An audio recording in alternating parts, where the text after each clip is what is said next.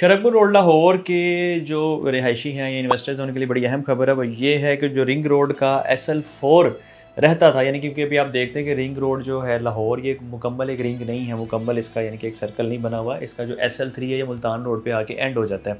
उससे आगे जो बनना था वो SL4 था और वो अभी तक यानी कि उस पे काम चल रहा था। तो फाइनली खुशखबरी है कि वज़ीर आला पंजाब ने इसकी जो मंजूरी दे दी है। अब वहाँ से SL4 जो कि वहाँ से लेके शरकपुर रोड तक तकरीबन 18 किलोमीटर का ये पैच बनता है, ये बनने जा रहा है। इंशाल्लाह मंजूरी होगी, इस पे काम शुरू हो जाएगा जल्द, आप देखेंगे।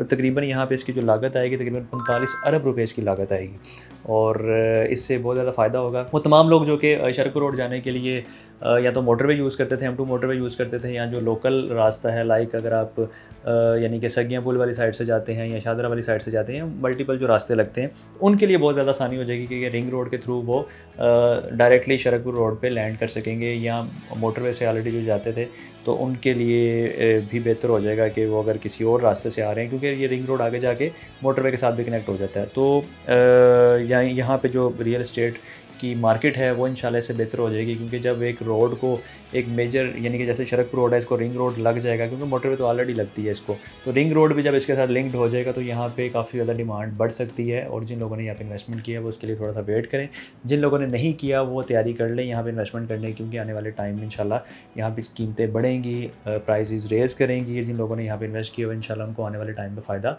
होने जा रहा है।